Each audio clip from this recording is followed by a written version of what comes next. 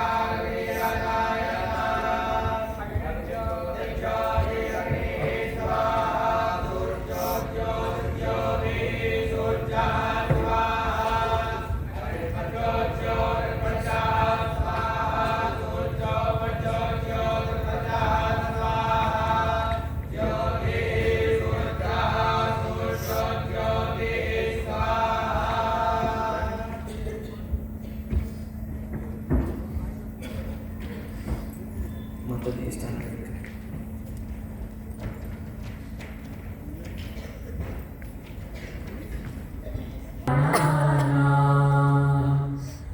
आलयं करुणालयं नमामि भगवत्पादं शङ्करं लोकशङ्करम्।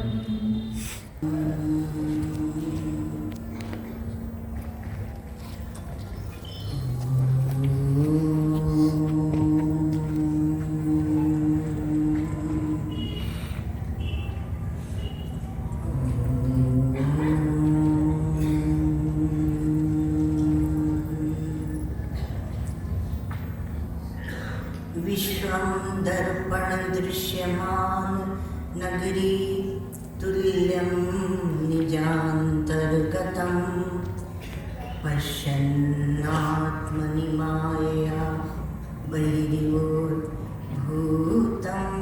यथा निद्रया यः साक्षात् कुरुते प्रबोधसमये स्वात्मानमेवाद्वयं तस्मै श्रीगुरुमूर्तये नमः इदं श्रीदक्षिणामूर्तये।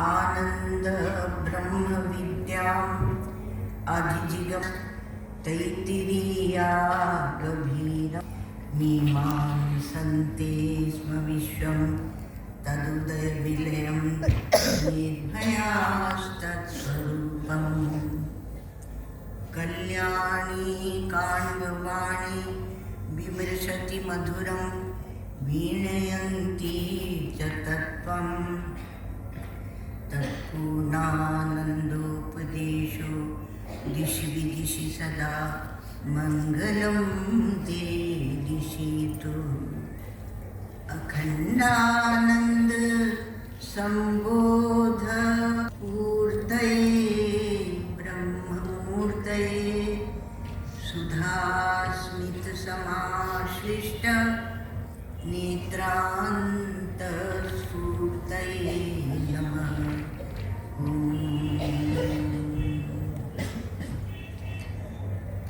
अज्ञानान्तर्गहनपतितान् आत्मविद्योपदेशै लोकान् भवदतापपापच्यमानान् मुक्त्वा मौनं वटविटपिनो मूलतो निष्पतन्ति शम्भोर्मूर्तिश्चरति भुवने शङ्कराचार्यरूपा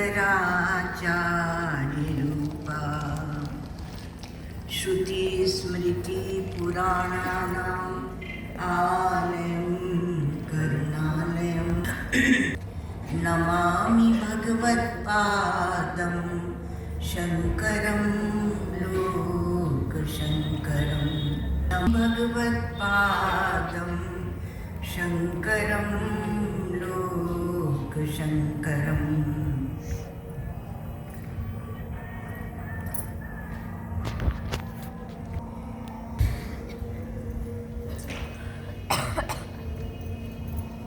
बहुत बड़ा एक विषय दिया गया है भगवान गौड़पादाचार्य जी महाराज के ऊपर मांडुक्य कारिका के ऊपर बोलना।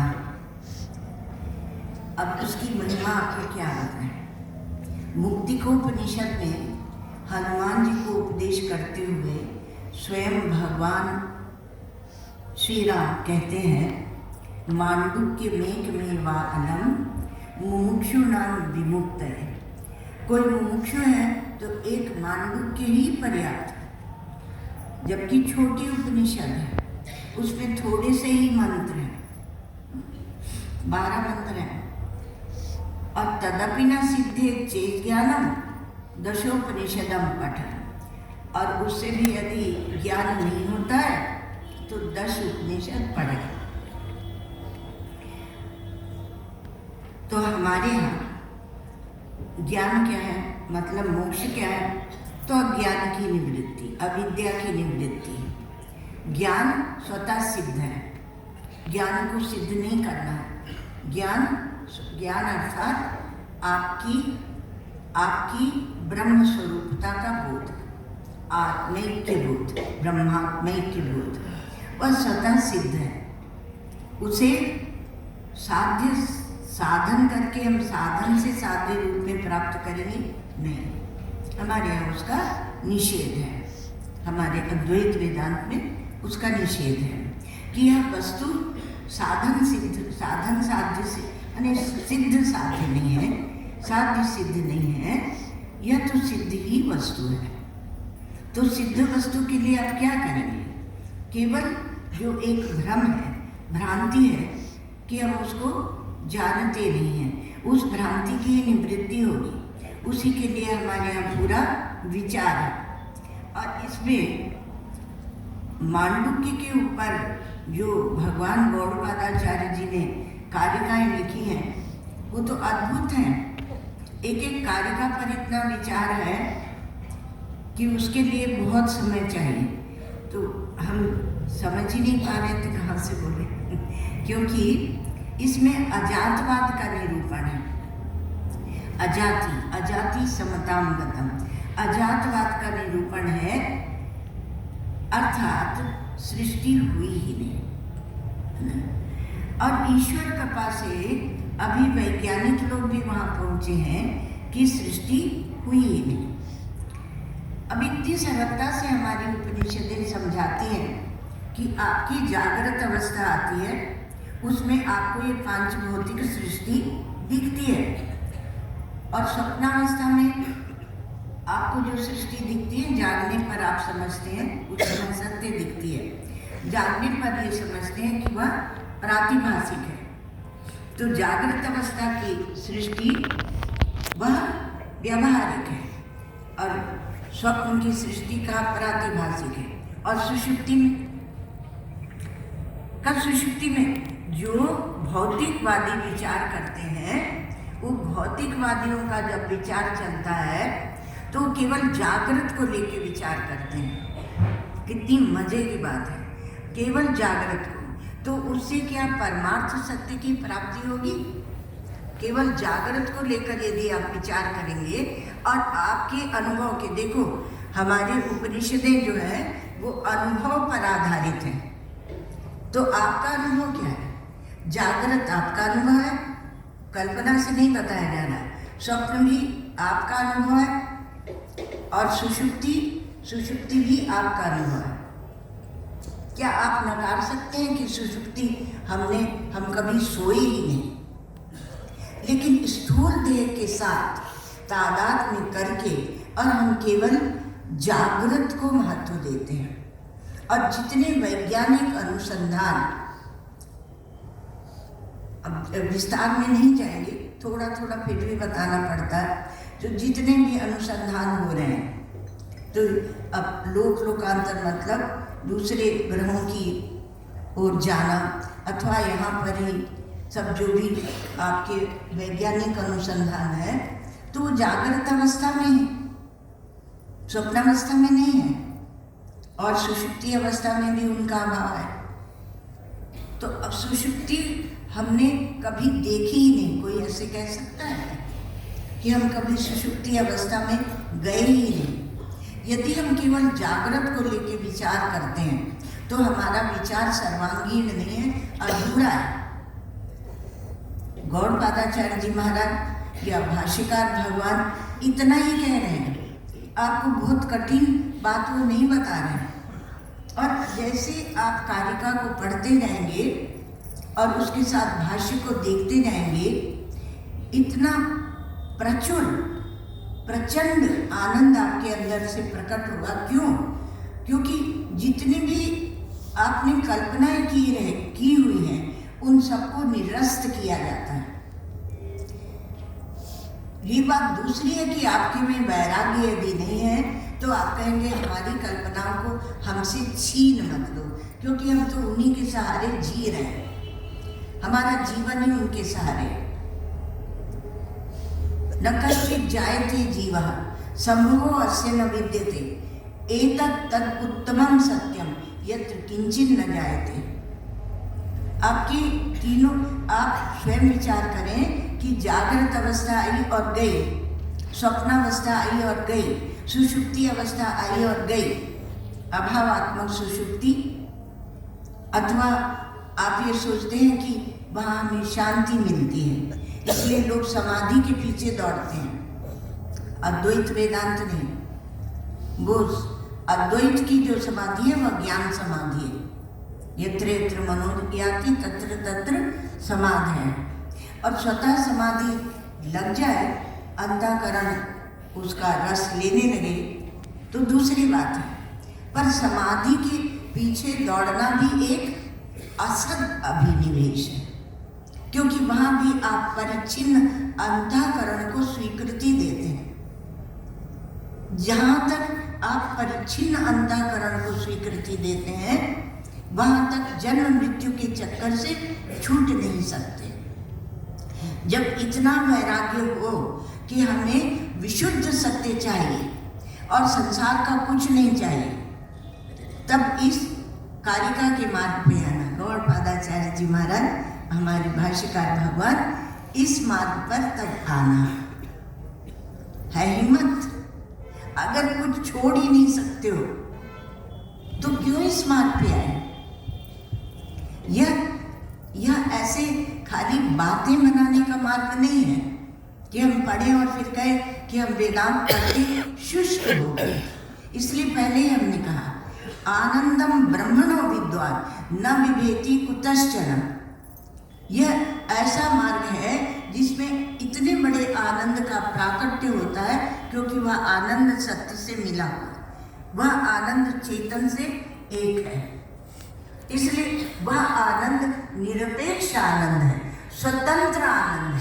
वो किसी वस्तु, व्यक्ति की, देश की, काल की वस्तु की अपेक्षा नहीं रखता है, वह निरायास आनंद है। ऐसा जो आनंद है उसको हम नकार रहे हैं। अष्टावक्र जी कहते हैं आश्चर्य मोक्ष कामस्य मोक्षादि विभीषिका।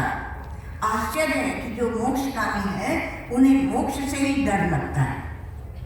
अपनी स्मृतियों को बनाए रखना चाहते हैं, अपने संस्कारों को बनाए रखना चाहते हैं, बहुत कुछ बनाए रखना चाहते हैं। क्यों लंबा खींचना? आप लोग सब समझदार हैं तो समझदार को इशारा ही काफ़ी होता है। सबसे पहले तो ये जो देह खड़ा हुआ है ना, उसको ही आप बनाए रखना चाहते हैं और उसी में बैठकर परिच्छिन्नता की सारी कल्पना है। गौड़पादाचार्य जी महाराज कहते हैं कि यदि तुमने, कारिका भी नहीं बोल रहे हैं, बोल भी सकते हैं पर समय हो जाएगा, तो कहा कि आप एक घट बना तो घट के अंदर आकाश आया, वो घटाकाश, और बाहर क्या है? कहा महाकाश। अब घटाकाश जो है, जब घट फूटेगा तो क्या घटाकाश को कोई तकलीफ होगी? नहीं होगी, है ना, क्योंकि वो महाकाश से एक ही है। तो जो महाकाश से एक ही है तो केवल कल्पित जो एक आकृति बने, उस कल्पित आकृति से तादात्म्य करके और हम भयभीत होते हैं। शोक और मोह,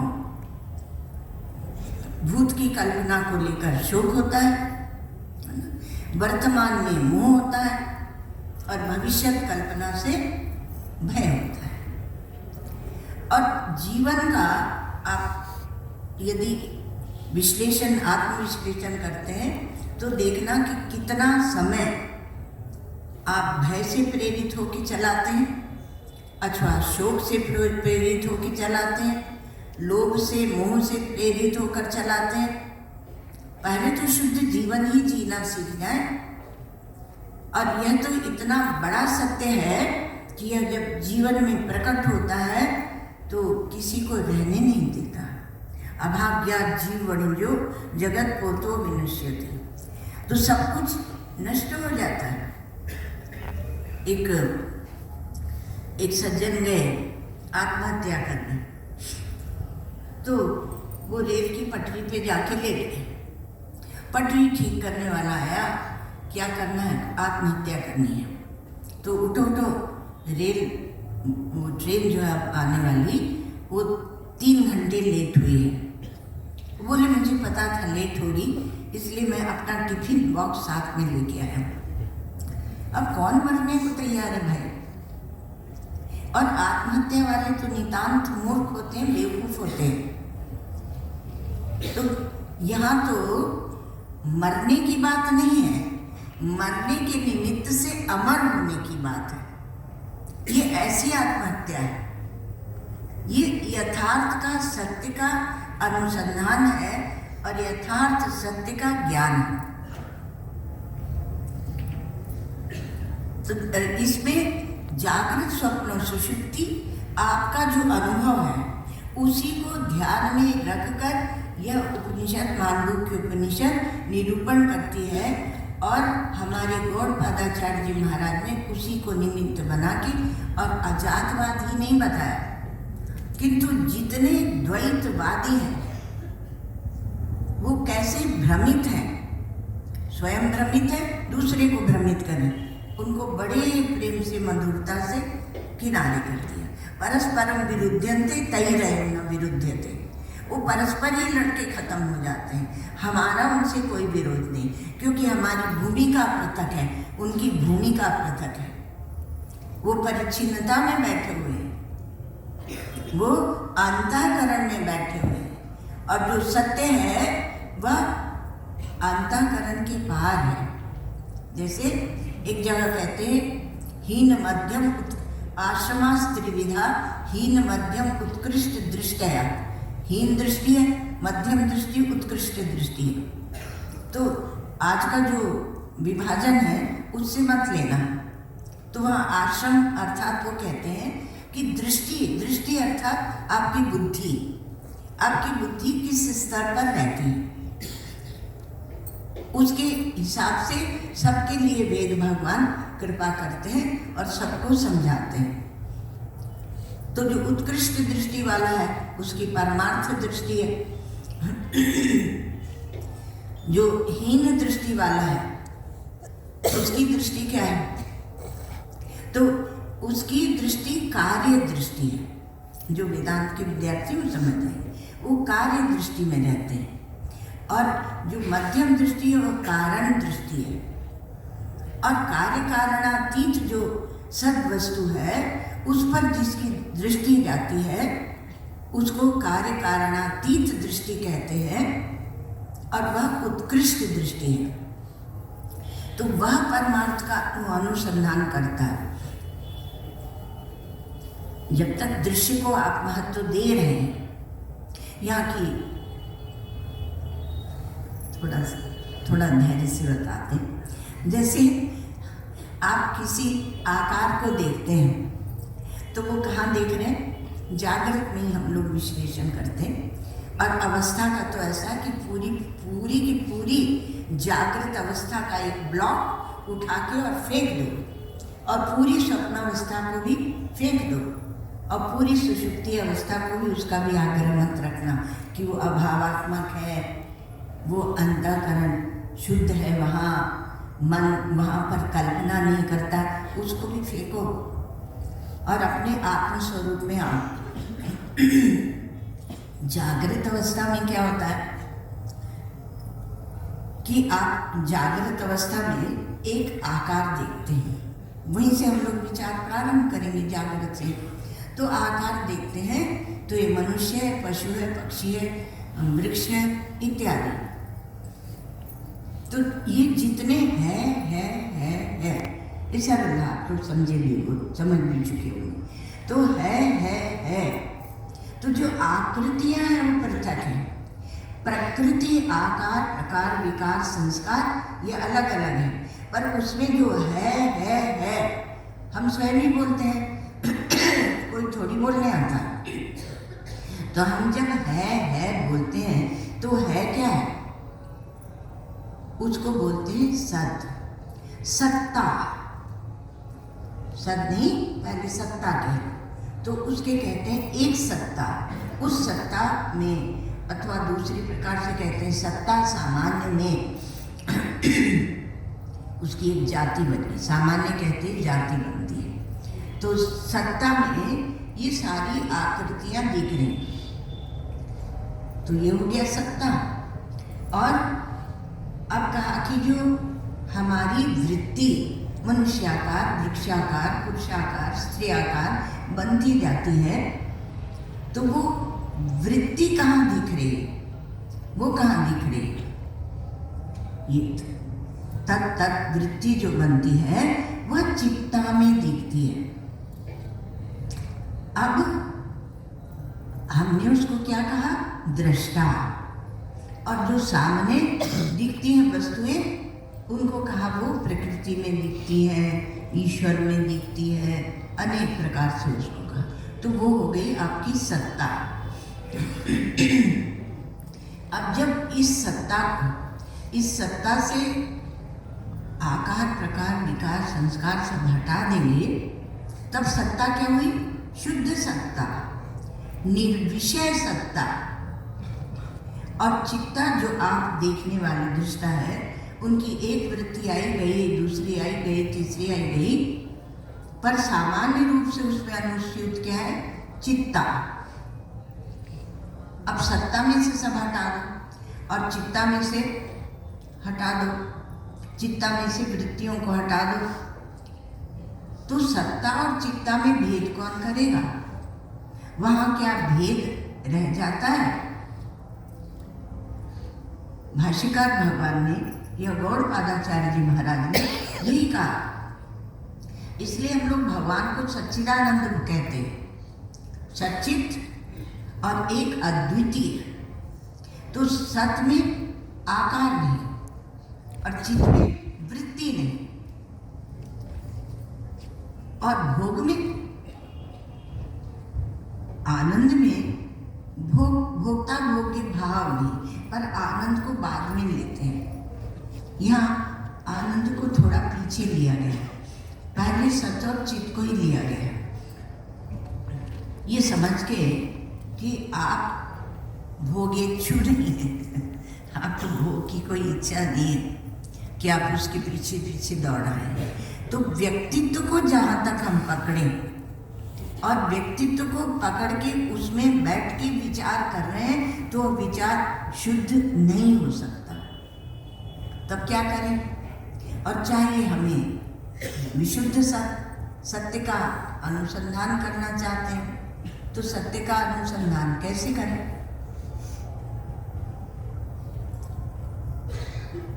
तो आपको गौड़पादाचार्य जी महाराज के पास चलना पड़ेगा, वो आप चुटकी में कराएंगे। भाष्यकार भगवान कहते हैं, प्रज्ञा वैशाख वेद क्षुभित जल निधेद वेद नामनो अंतरस्तम भूतान्यालोक्य मग्नानि अविरत जनन ग्रह घोरे समुद्रे कारुण्यात् उद्दधारा अमृतम इदम दुर्लभ, अमरे दुर्लभ ऐसे कुछ है।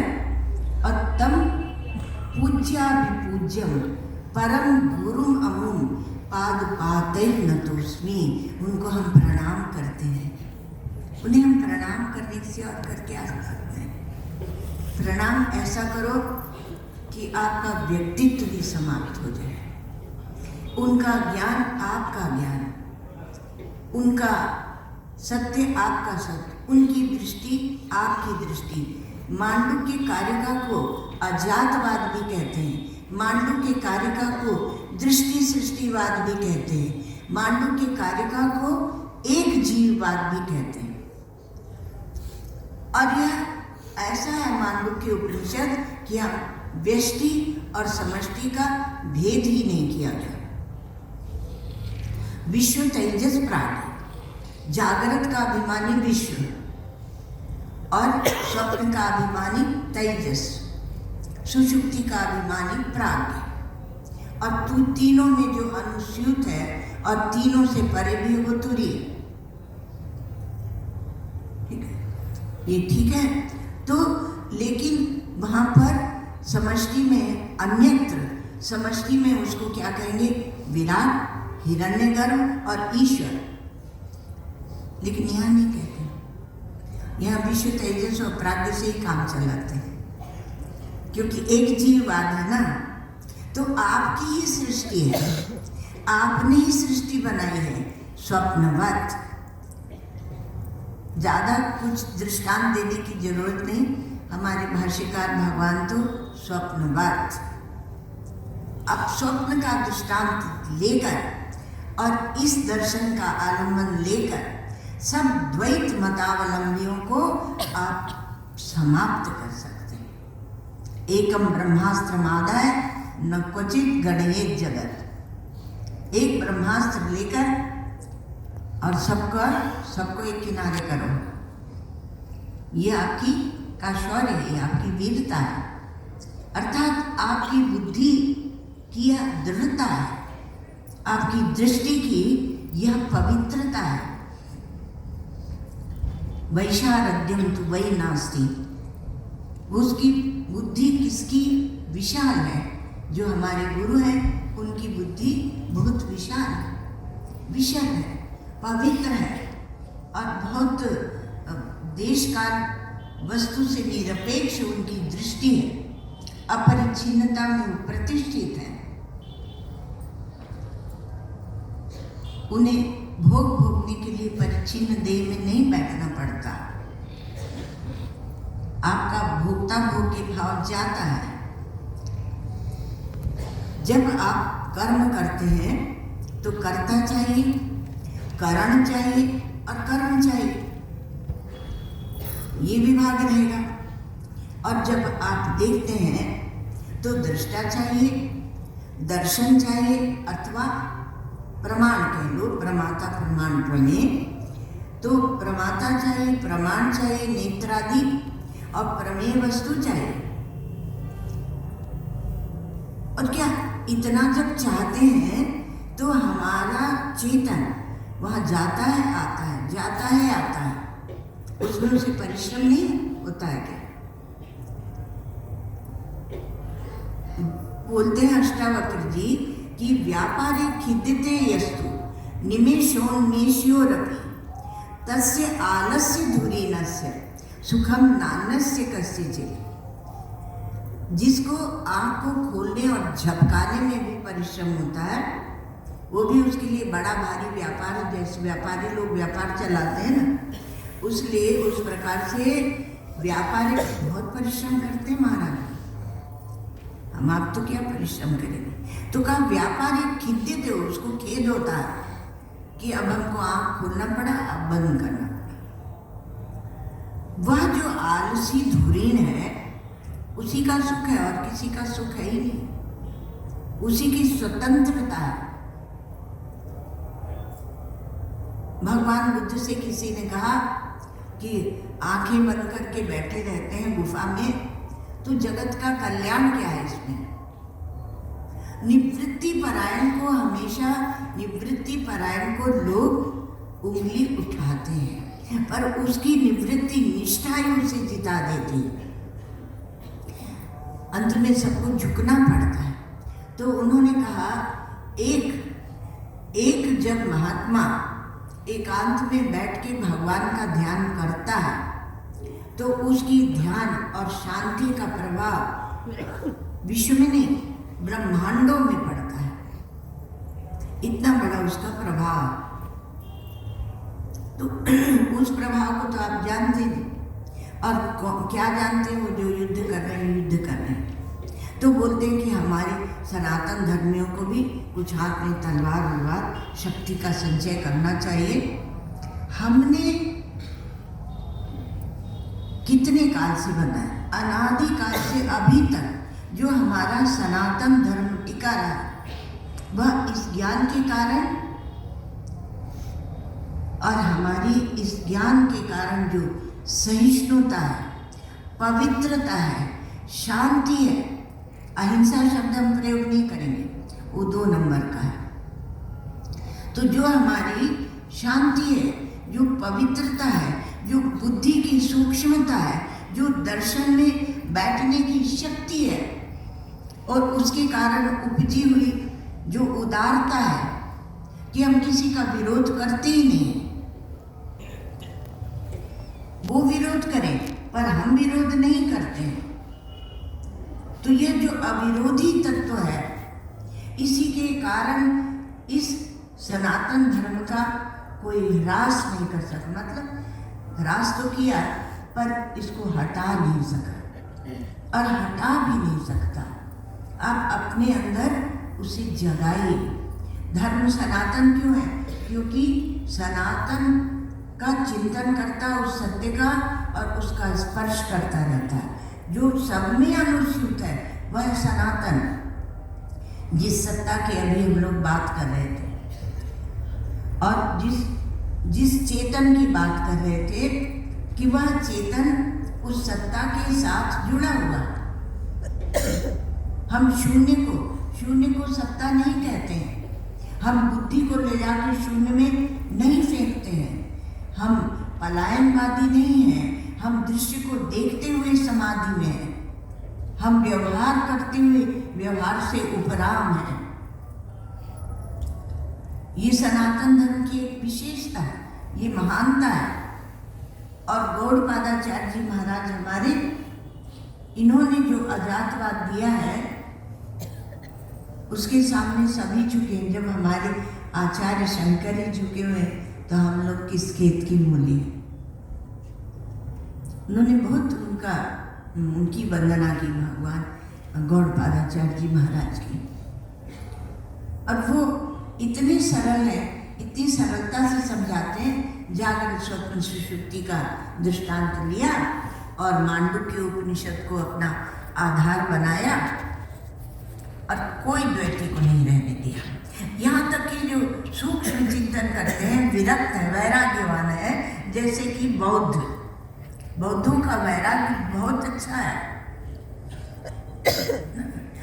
उसमें भी जो शून्यवादी है और क्षणिक परिणामवादी है, विज्ञानवादी है।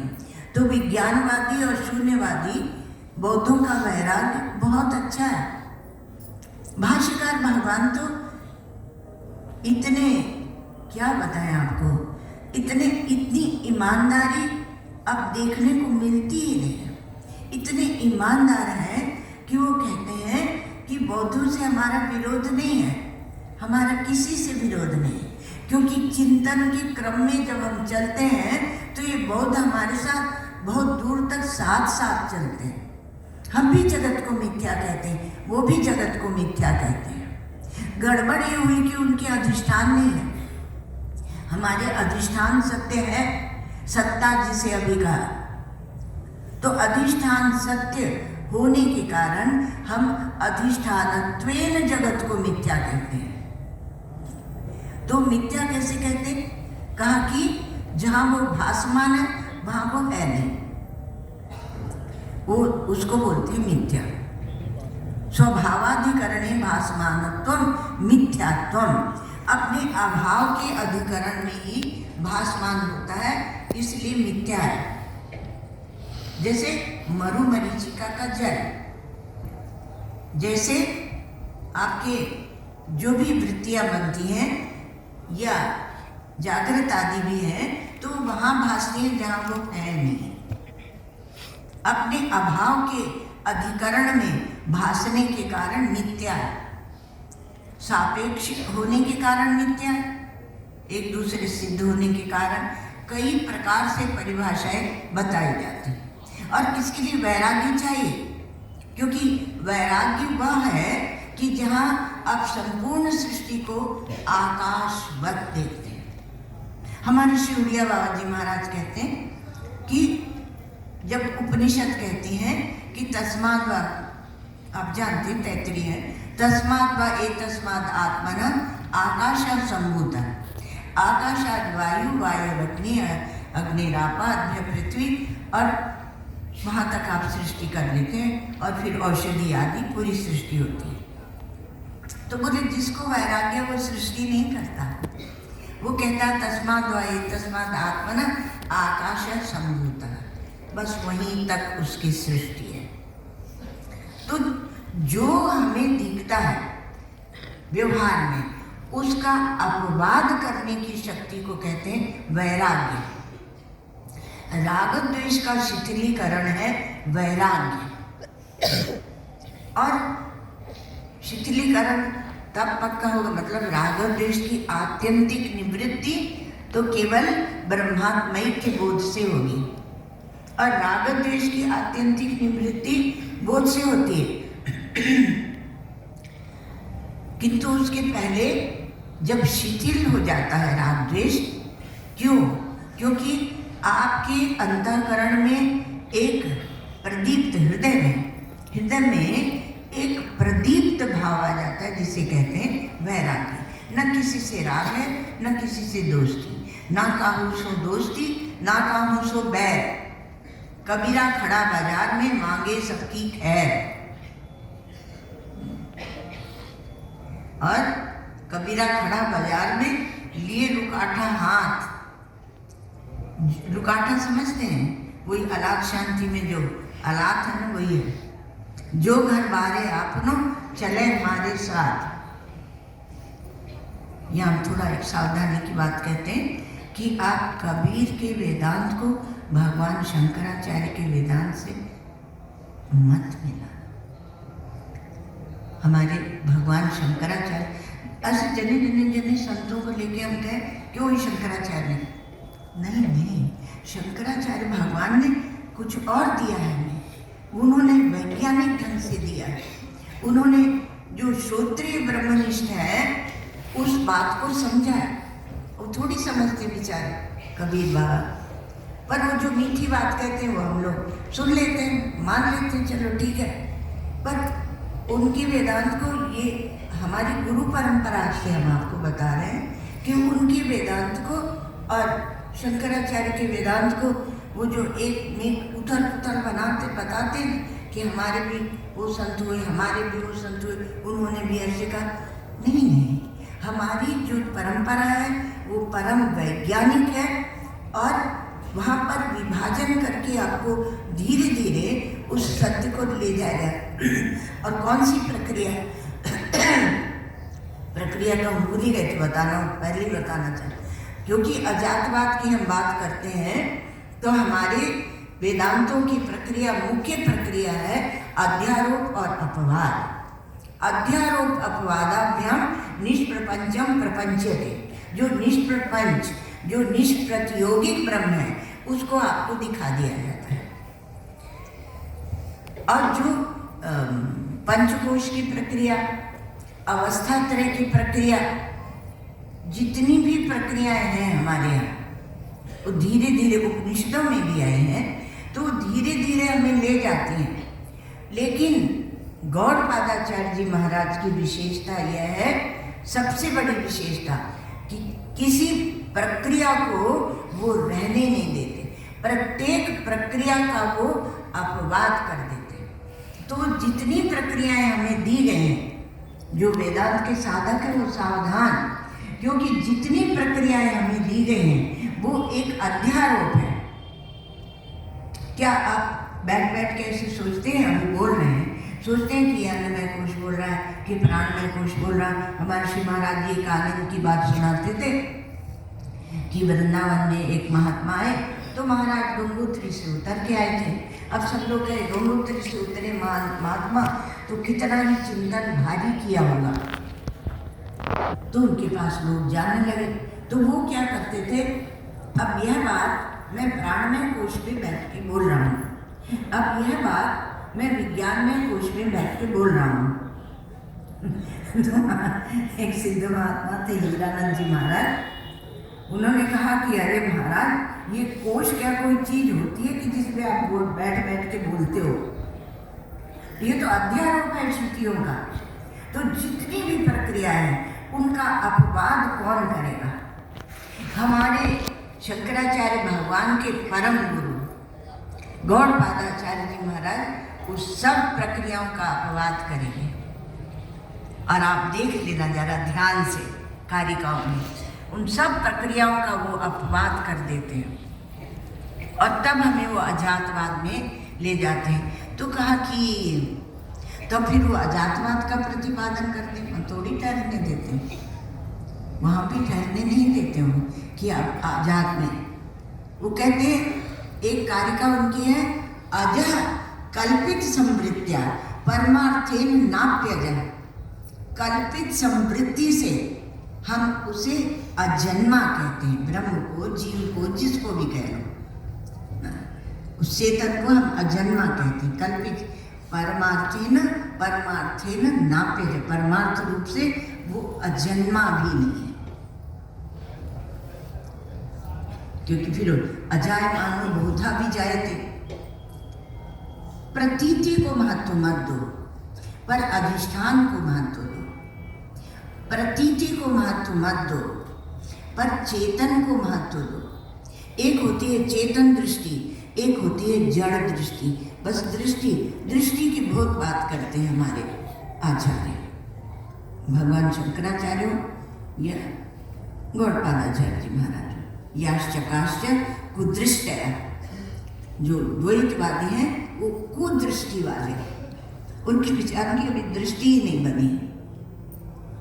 उसमें मनुस्मृति में याश्चकाश्च मनुस्मृति भी वो बोलते हैं कि सभी वर्ण और आश्रमों को मोक्ष तक ले जाने के लिए हम यह शास्त्र दे रहे हैं। अब उसमें भी हम लोग छिद्रान्वेषण करते हैं, क्या क्या नहीं करते।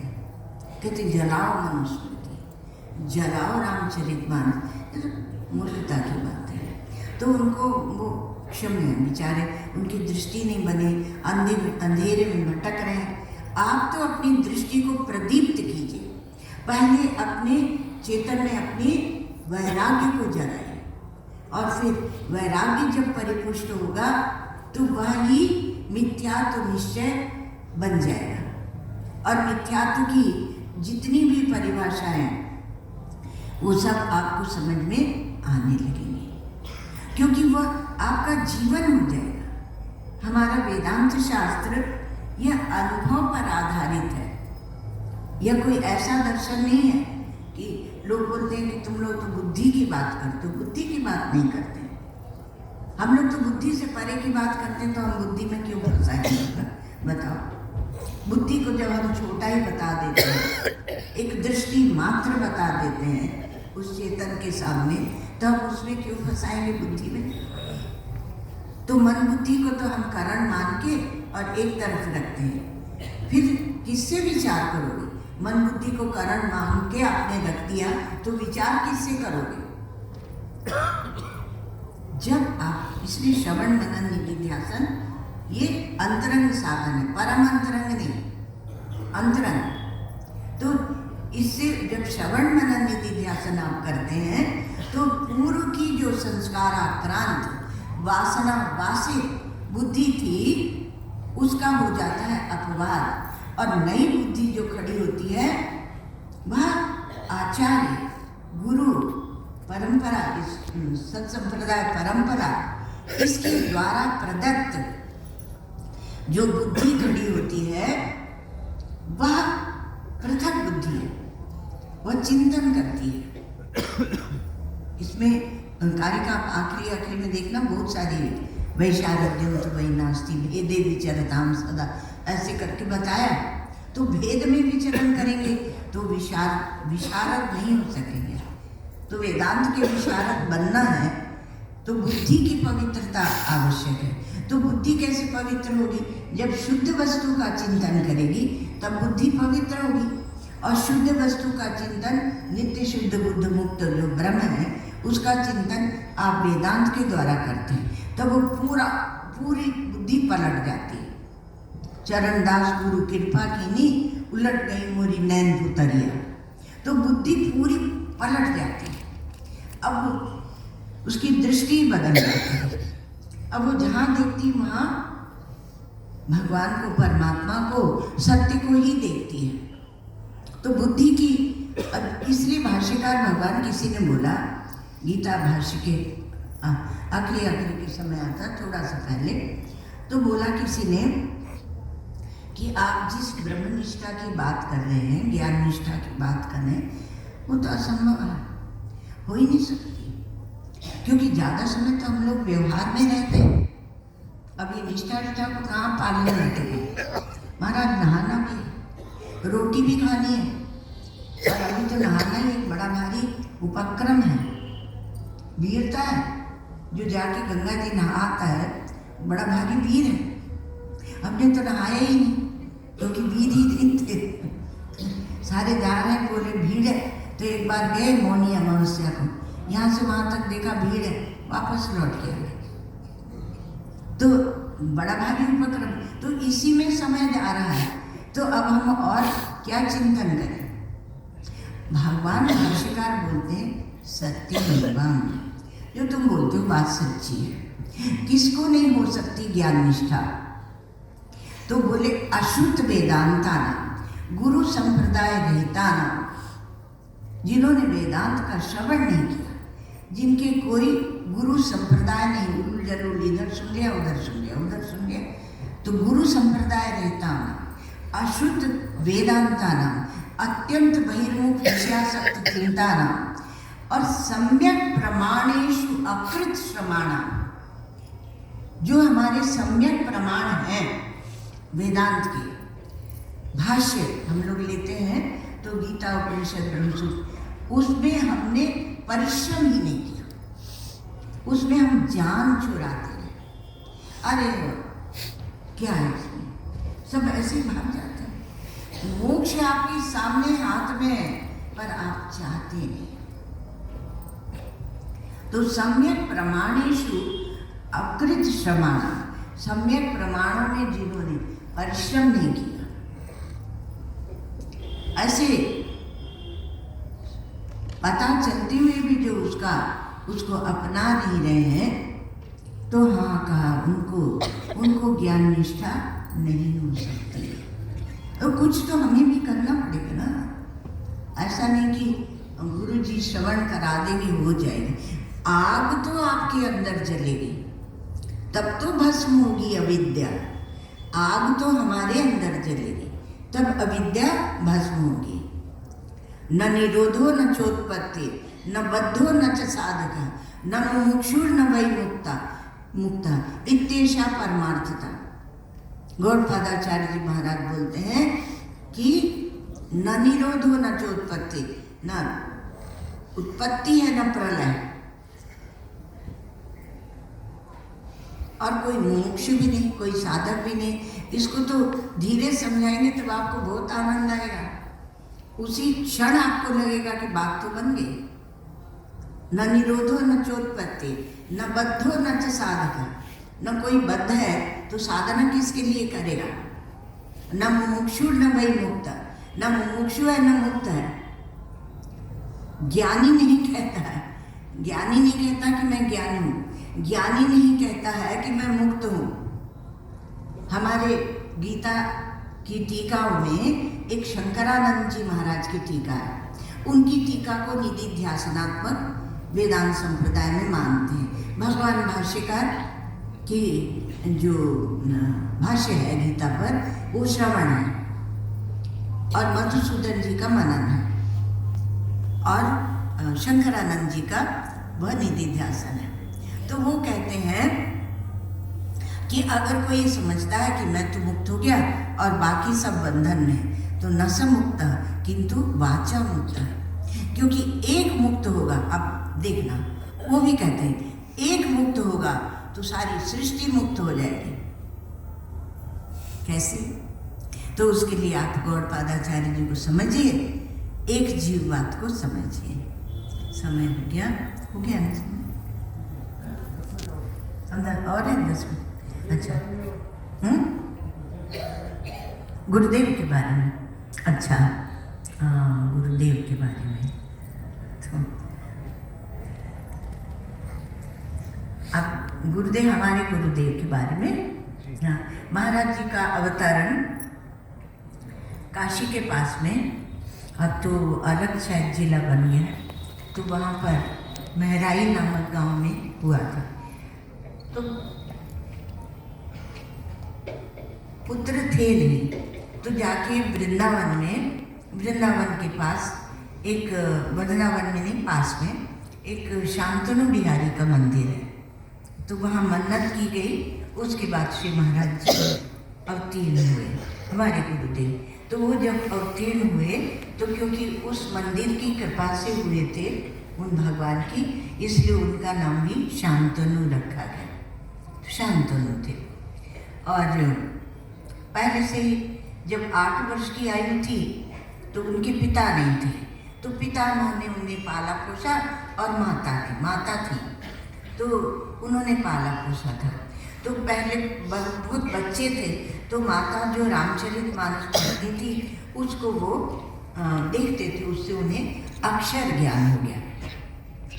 और 8 वर्ष की आयु में उनके पितामह ने, क्योंकि उनका जो परिवार था वो बहुत बड़े क्षेत्र का कि वो गुरु होते थे, और उनके परिवार को उपाधि थी बाबा जी। मैंने एक बच्चा भी पैदा होगा पुत्र, तो उसको कहेंगे बाबा जी हुआ, तो उनकी उपाधि थी।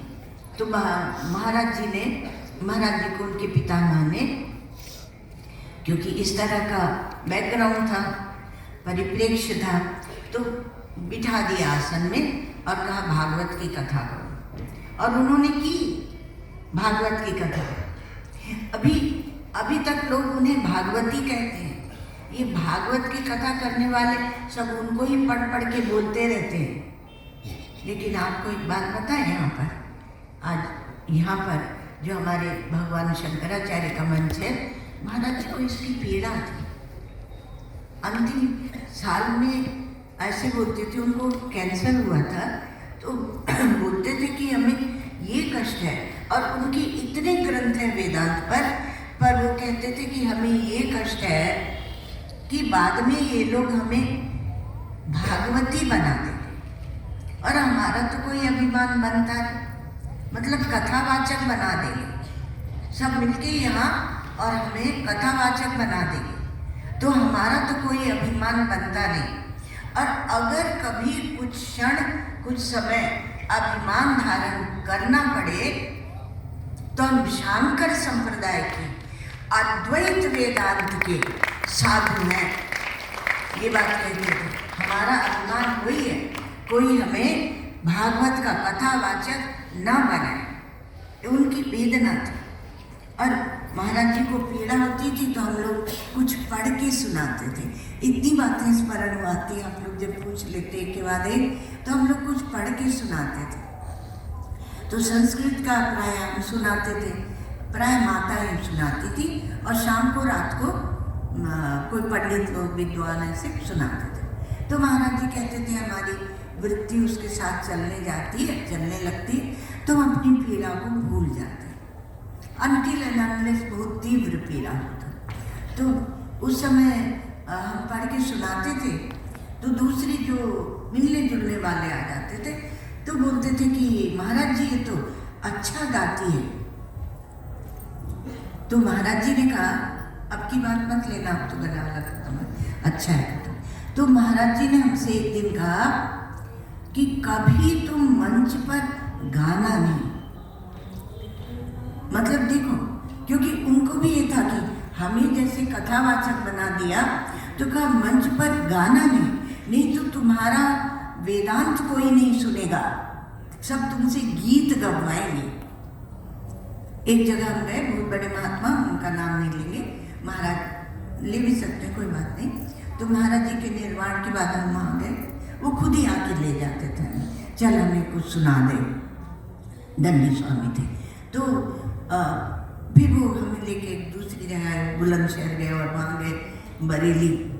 तो बोले कि एकदम क्यों बोलने लगते हो मंगलाचरण करके, कुछ कीर्तन कराया करो। हमारे वहाँ के शंकराचार्य हैं, कहाँ के अपने स्वामी स्वरूपानंद जी महाराज के लिए, तो बोले वो भी गवाते हैं। तो हमने कहा वो तो सब गवाते हैं, लेकिन महाराज जी तो नहीं गाते थे। तो हमने कहा कि महाराज जी तो गाते नहीं थे। अरे उनको गाना आता ही नहीं तो कहाँ से गाएंगे। हम उम्र के थे, तो बोले उनको गाना आता ही नहीं था तो कहाँ से गाएंगे। तो फिर हमने एक दिन, और रोज हमसे कहे थोड़ा कीर्तन कराया कर, थोड़ा गा लिया कर, थोड़ा ऐसे। तो हमने कहा महाराज जी ने हमें मना किया था कि तुम मंच पे गाना मत, क्योंकि हम उन्हें गा के सुनाते थे रामचरितमानस इत्यादि, और बहुत से संस्कृत की अन्नपूर्णा स्तोत्र सबको बहुत पसंद था भगवान शंकराचार्य का, वो भी बहुत राग सीखा। और राग हम कहीं कुछ सीखे नहीं थे, हम साइंस के स्टूडेंट थे। हम बैठ के, आज महाराज जी को सुनाना तो बैठ के उसकी राग बनाते थे और वही जाके सुनाते थे। तो सब बोले तो बहुत अच्छा, बहुत अच्छा, ये रिकॉर्ड करो, ये टेप करो, ये करो। तो महाराज जी ने कहा ये सब उसमें नहीं पढ़ना, तुम्हें अपना। एक बार क्या हुआ कि महाराज जी जो चलते फिरते भी बोलते थे, हम अपनी कुटिया में जाके लिखते रहते थे। हमारे पास बहुत है लिखा हुआ, पर हम उसको छपवा नहीं पाए, क्योंकि उसको व्यवस्थित नहीं कर पाए। अपने लिए तो मनुष्य कैसे भी लिखता है, पर छपवाना है तो उसको व्यवस्थित कुछ तो करना पड़ेगा। तो रोज के रोज चलते फिरते, उठते बैठते जो सत्संग वो लिखते थे। तो हमारे आश्रम में एक दीदी रहती थी, नारायणी दीदी। तो उन्होंने कहा देखो, काशी से जहाँ से महाराज जी की पुस्तकें छपती हैं, तो वहाँ से आए हैं, तो तुमने जो लिखा वो दे दो। उसके पहले हमें एक बार डांट पड़ चुकी थी। महाराज जी ने कहा पता नहीं तुम किसको कितने गुरु तुमने बना रखे, और किसके पास जाके तुम वो आज्ञा देते रहते। तो फिर हमने एक बात कोई पूछ ली थी, तो हमने कहा महाराज जी से पूछ ली। अरे महाराज जी को क्या पूछना है, उन्होंने कहा बुजुर्ग थे हमसे। फिर हमने महाराज जी का, महाराज जी उन्होंने बहुत लिख रखा है डायरी में, तो दीदी बोल रहे हैं कि उसको छपने को भेज दो। तो महाराज जी ने कहा तुम किसके लिए लिखते थे? तो हमने कहा हम अपने आप के लिए लिखते थे। और तुम्हें क्यों छपाना है? क्या तुम्हें लेखिका बनना है? बहुत कठोर बोलते थे वो। तो बोले कि क्या तुम्हें लेखिका बनना है? तो अब सुना संवाद। तो हमने कहा महाराज जी लेखिका बनना तो कोई जीवन का उद्देश्य नहीं है। तो महाराज जी ने कहा अब जो सत्य के लिए चला उसको लेखिका क्या होता है? तो हमने कहा वो तो कोई जीवन का उद्देश्य है नहीं। तो महाराज जी ने ऐसे आंख निकाली और बोले उद्देश्य क्या, वो कुछ है ही नहीं। क्योंकि हम अजातवाद के थे ना, तो बोले वो कुछ है ही नहीं, उद्देश्य की क्या बात कर रहे हो। तो ऐसे जिस भूमिका पे साधक है उस भूमिका से ऊपर वो लिए जाते थे, बड़ी करुणा से बहुत प्यार से लेकर जाते थे। ऐसे हमारे शिव गुरुदेव। और आप लोग उनके ग्रंथ पढ़ के उनका परिचय प्राप्त कर ही लेंगे। और जब महाराज जी के ग्रंथ छपते जाते थे, जो प्रवचन करते थे, तो कुछ 2-4 माताएं थी वो बैठ के लिखती थी। हम उससे भी कभी कभी उसमें करेक्शन कराया जाता तो कर देते थे। हम बहुत थोड़ा रहे थे महाराज जी के पास, कुल टोटल मिला के 6.5 वर्ष रहे थे महाराज जी के साथ। तो उसके पहले पूर्व हम मुंबई में गृहस्थ आश्रम में थे, तो वहाँ भी महाराज जी से मिलते थे। वहाँ महाराज जी मुंबई बहुत पधारते थे, तो वो लिखते थे। तो महाराज जी कभी कभी अकेले में बोलते थे कि बेटा तुम्हें क्या पता है कि ये जो सब ग्रंथ लिखे जा रहे हैं ना, मतलब वो सामान्य रूप से बोलते थे, वो 200 वर्ष के बाद वही शास्त्र बन जाते यदि शुद्ध उसमें विचार है। अर्थात अगर अंतःकरण शुद्ध है और एकदम पवित्र है, तो वो जो स्फुरणा मिलती है लिखने की, वो व्यक्ति की नहीं होती, वो कहीं और से आती है, वह गुरु परंपरा से आती है, वह ऋषि मुनियों से आती है। तो कहा कि ये जो ग्रंथ ये लोग लिखे जा रहे हैं ना, लिखने दो इनको, क्योंकि अभी इनका सम्मान न भी हो, पर 200 वर्ष के बाद ये शास्त्र बन जाएंगे और इनका सब लोग सम्मान करेंगे। उनका तात्पर्य था कि हमने कोई छोटी भूमिका में बैठ के हम ना बोले, ना हमने कुछ लिखा है। वो किसी राजनीति में नहीं पढ़ते थे। थोड़ा थोड़ा जो दूसरे उस समय के उनके समकालीन गुरु भाइयों से और उससे मतभेद था, वो यही था कि महाराज जी राजनीति ने, यहाँ तक कि शंकराचार्य का पद जोशी मठ के शंकराचार्य ब्रह्मानंद जी ने उनको दंड दिया और कहा तुम ही विद्वान हो, तुम ही शंकराचार्य होगे। महाराज जी ने मंत्र बोल के दंड का गंगा जी में विसर्जन कर दिया, क्योंकि जो न्यस्त दंड है वो शंकराचार्य नहीं हो सकता। फिर पकड़ के लाए गए। फिर एक बार स्वामी जी ब्रह्मानंद जी महाराज जी ज्ञान का गुरु उड़िया बाबा जी को मानते थे, वो दीक्षा के गुरु थे उनके। तो उनको बांध दिया खंबे से और कहा तुम दंड नहीं छोड़ोगे और यही तुम संभालोगे। तो महाराज जी कुछ नहीं बोले, बंद रहे। जब छोड़े गए तो फिर गंगा जी में दंड का न्यास कर दिया, क्योंकि वो कहते थे कि हमें वो पसंद नहीं था कि अब रात को ये गिनो कि कितना जो उनके होते हैं ना शंकराचार्य के सिंहासन और दंड और पता नहीं क्या क्या। तो बोले हमसे कहा गया, उन्होंने कहा शंकराचार्य भगवान ने, ब्रह्मानंद जी महाराज ने, कि इसको रात के सोने के पहले ये सब गिन लेना। अब उनको लगा कि तो बड़ा भारी एक बोझ आ गया हमारे ऊपर, सो भर लिए, क्योंकि तो अवधूत के भी शिष्य हो चुके थे हमारे उड़िया बाबा जी महाराज। तपोनिष्ठ, ब्रह्मनिष्ठ, ध्याननिष्ठ, ज्ञाननिष्ठ, ऐसे अद्वितीय महापुरुष थे वो। तो मतलब उनकी तो याद करके महात्मा लोग कृतार्थ हो जाते हैं, बोलते हैं वो तो हम लोगों के सिरमौर है। तो बाबा जहाँ जाते थे तो वहाँ एक कुटिया मिल जाए तो उस कुटिया में बैठ के ध्यान करते थे। एक गांव, छोटा सा गांव था मोहनपुर करके, उत्तर प्रदेश में, गंगा के किनारे का गांव नहीं था, थोड़ा दूर का था। तो बाबा वहाँ पर जल्दी नहीं उठते थे, ध्यान उनका इतना लगता था कि वो 10 बजे उठ के तब नहाने जाते थे। और उन दिनों में ब्रिटिश पीरियड और उसके पहले की बात है उस समय की, तो माताओं कोई चक्की वक्की नहीं होती थी, तो माताएं चक्की चला के हाथ से और सुबह सुबह पीस लेती थी परिवार का के लिए, पूरे दिन के लिए चक्की पीस लेती थी।